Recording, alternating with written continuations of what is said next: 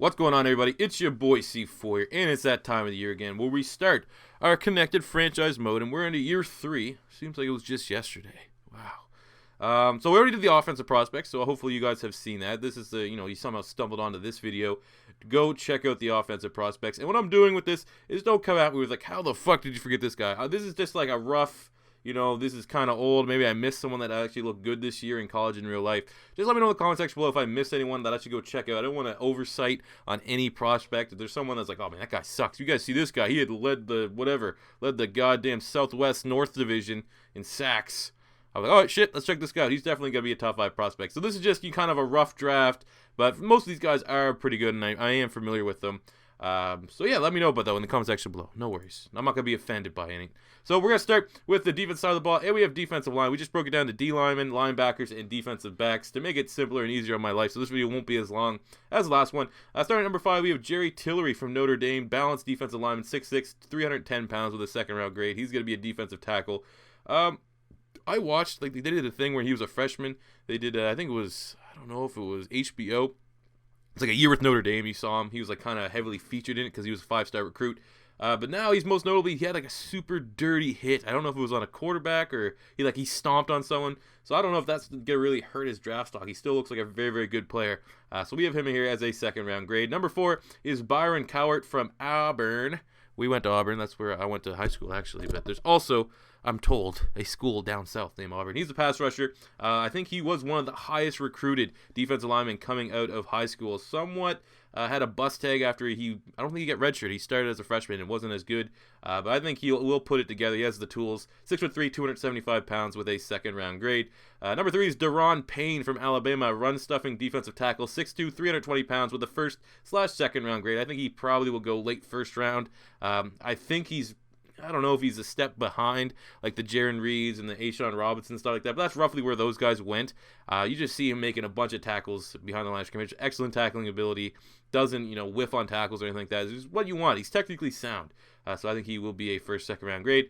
Number 2 is Cece Jefferson from Florida, a pass rusher, 6'1", which is actually pretty goddamn short, 270 pounds, defensive end with a first-round grade. He loves getting after the quarterback. Very athletic. The low center of gravity reminds you a little bit of an Elvis Dumervil type. So I think he will find himself in the first round. And at number 1, we're going Sam Hubbard from Ohio State, a pass rusher, 6'5", 265 pounds, first-round grade. I think, hot take, Sam Hubbard may be better than Joey Bosa. Not exactly, similar stats. I think actually Hubbard might have better stats than Joey Bosa. But I do think, I don't know, maybe you guys can let me know if you agree or disagree with that hot take. But I definitely, personally, would rather Sam Hubbard. From what I've seen, I haven't seen a whole lot of Ohio State games. I try my best not to watch them because I don't like Ohio State and fucking Urban Meyer. But Hubbard has looked really, really good and really, really impressive and probably will be a top 10 pick, very similar to Joey Bosa when he does declare.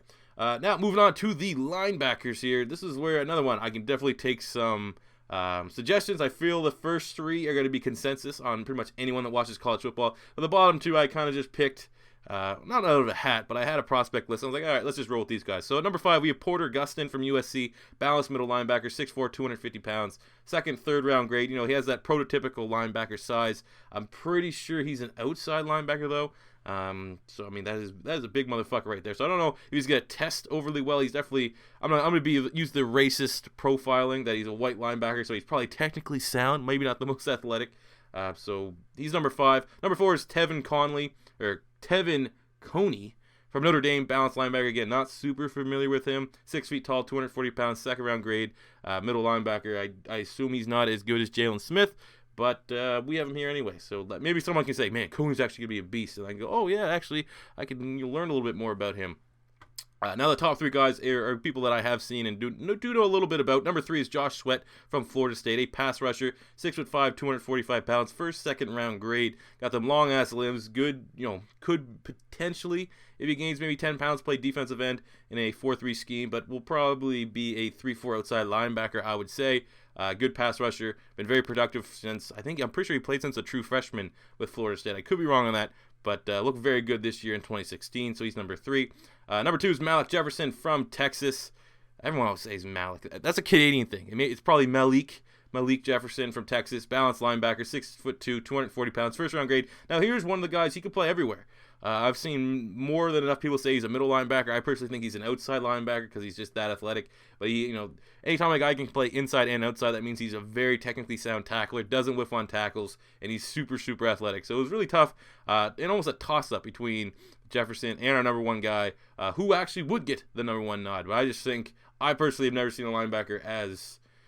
He looks like Luke Kuechly now, but he's in college. And that's the number one prospect, Cameron Smith from USC. Balanced linebacker because he can do it all. 6'1", 250 pounds, first-round grade. Usually when you see a white guy, don't want to get racist, but a white guy, 6'1", 250 pounds, usually just think technically sound, maybe not the most athletic, maybe a little bit slow, probably won't test well at the combine. I think Smith, on the other hand, he's going to have a very, very strong combine. He's a consensus first-round pick, I can see, unless he gets injured or something like that. And I think he's going to be a big-time playmaker. Maybe got to keep an eye on him for my Philadelphia Eagles Connected franchise mode. Try to get... well, then again, I have Jordan Hicks, so I might be all right there. But I think Cam Smith is the number one linebacker. So finishing up here with the defensive backs, and this is the best year, I think, out of all my seasons. So there have only been 2, but out of all the seasons, 4 defensive backs, all these guys are looking like they're going to be studs. Starting at number 5, we have Kevin Tolliver II from LSU, balanced defensive back. He's corner, 6'2", 200 pounds. First, second round grade. Will probably go in the second round, but maybe he might slip in the first because he has that great size that everyone wants to look at, that Richard Sherman-esque build. LSU defensive back U, a lot of people call it, even though I want to go on the Florida side. Tolliver's going to be a nice playmaker at the next level. Number 4, we have Minkah Fitzpatrick from Alabama, man-to-man corner, 6'1", 205 pounds, first-round grade. Man, it pretty much seems like all safeties and all corners, aside from the number 3 guy in college now. All the really, really good ones, the highly touted ones, are in that 6 feet plus mold. Maybe that's what we're going to see now in the transition of the top prospects coming out of high school. They're going to just find these kids that used to be just shitty wide receivers, and they're going to tell them right away, go play defensive back. You'll get highly recruited, and then maybe have a better chance of playing in the NFL. Fitzpatrick's great playmaker in every essence of the word. This guy gets interception. He's always looking to take it back to the house. Very dangerous for Alabama. Number 3, you have Jordan Whitehead, the safety from Pitt. I think he's going to be more of a zone-type safety, 5'11", 185 pounds. First-round grade, a little bit smaller than the top 2 guys. Not the biggest hitter, technically sound, but I think he's more of like an Earl Thomas mold, where he's very good in coverage and will fit better in a scheme like that. Number 2, defensive back, we have Malik Hooker from Ohio State, balanced-type playmaker, 6'2", 205 pounds, first-round grade. This guy is a big-time playmaker. And like I said, in my offensive prospects video, Hooker could probably go in any of the drafts. I think he's redshirt sophomore, so he could declare. But I'm trying to take, I kind of spread out all the top playmakers, just assuming they all stayed for their senior season. We all know players aren't doing that, especially nowadays when players are sitting out bowl games so they can be healthy for the NFL draft and all that stuff. But for the sake of this video and my series, Hooker would be declaring as a senior and definitely is maybe borderline top 15 pick for a safety. But the number 1 safety, it's pretty much unanimous. This guy here might have a chance to go as high as maybe Jalen Ramsey, and that is Derwin James from Florida State. Balanced safety, can do it all. Big-time hitter, great in coverage, great, hashtag sexual innuendo, great ball skills, 6'3", 215 pounds. I think he's probably top 5, definitely a top 10 pick, big-time playmaker. I was thinking, my last draft, everyone said C4, go draft, who was it? Jamal Adams from LSU. And I was like, maybe if I wait a year, I definitely need a safety because Malcolm Jenkins is not getting any younger. Maybe I can just, maybe trade the pick and try to acquire another first rounder in 2019 so I could get Derwin James as a safety. But, hey, maybe, I don't know, who knows? Maybe Rodney McLeod regresses, or maybe we move Jamal Adams to corner or something crazy like that, and we can find a way to get Derwin James onto our roster.